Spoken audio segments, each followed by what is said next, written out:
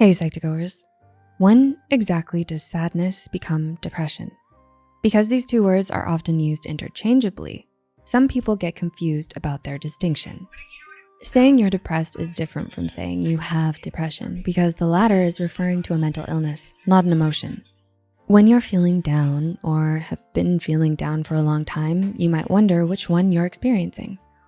Depression is usually more severe in terms of its duration and the extent of how it affects your life, whereas sadness is normal and may take less time to recover from. With that said, there are some differences between normal sadness and clinical depression, and we're going to talk about 7 of them now. Number 1, you're still able to enjoy the simple things. Do you still find yourself laughing while watching your favorite show? If you still have the energy to enjoy your hobbies, you're most likely going through normal sadness, not clinical depression. People diagnosed with depression often find themselves with an overwhelming feeling of lethargy and may have no interest in doing things that once brought them happiness. This numbness can extend for long periods, which is different from normal sadness. Number 2, you have enough energy to complete your daily tasks. Are you still eating all of your meals? Do you have any difficulty sleeping? Depression often comes with an inability to complete regular activities because you lack the energy and don't see the purpose while you're unhappy. Even simple things like going to the bathroom can seem tiring to you. Depressed people often stay in their beds, losing track of time with a feeling of numbness. A sad person may be more silent and inactive than usual, but once the needs arise, they eat, use the bathroom, and take care of themselves. Number 3, you still talk to your friends and loved ones. Do you open up to your friends or rant or cry about what's been going on? People with depression may be unable to perform these acts as depression can stem from nothing at all. A person may live a completely normal life and suddenly find themselves experiencing sudden feelings of numbness and hopelessness. Because of that, some people choose not to open up at all, which may prevent them from reaching out for help because they may feel that they're not worth the effort. This is different from normal sadness because you still welcome your relationships. When you're sad, you may want to take a break and isolate yourself for a little while, but eventually you usually get back to socializing. Number 4, your self-esteem is not permanently affected. It's normal for sad people to have negative feelings about themselves and the things that are troubling them.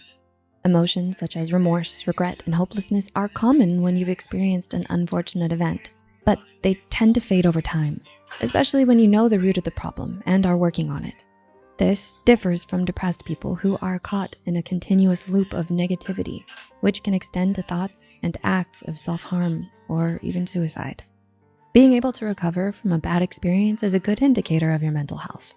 If you know someone who harbors continuous negative thoughts, you can help them by letting them know that you're available to help.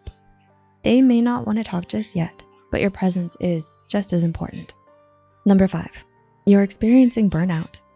Do you find that being with your friends no longer makes you happy as it used to, even though nothing's changed?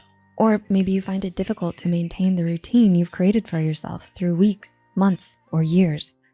Everybody needs a timeout. Otherwise, they're at risk of burnout, which is characterized by feelings of energy depletion or exhaustion caused by prolonged stress and can be mistaken for depression.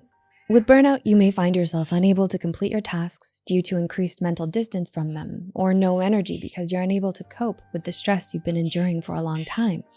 If you can relate, it might be a good idea to practice a good work-life balance. Try to give time to every aspect of your life to avoid burnout. You can schedule activities such as taking an overnight trip with your friends, going on a blind date, or even going to that dancing class you've been eyeing. Keep active and explore many things to avoid stagnation. And if that doesn't work after some time, a visit to a therapist or doctor might help. Number 6, you feel better after letting it out. Do you feel lighter after a good cry?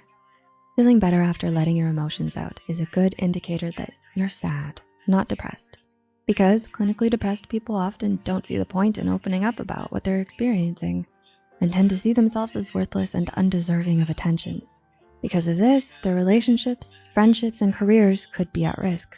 According to Talklit, talking about your feelings is important because it helps you process your emotions, develop emotional awareness, and clear your mind.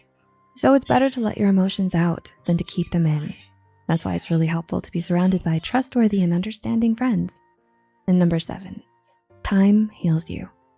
After a few weeks or even months, do you still find yourself experiencing the same situation?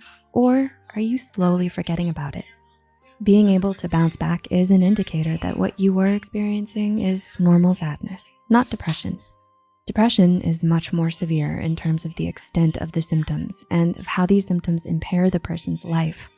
And doctors will look for symptoms that last at least 2 weeks as possible signs of depression. It can last for months or years and is more difficult to recover from than normal sadness. So whenever you're sad, take your time to acknowledge your sadness, try to find healthy coping mechanisms, and surround yourself with loving and supportive friends and family. Can you relate to any of these points? Please share your replies in the comments below. Until next time, friends, take care, and thanks for watching.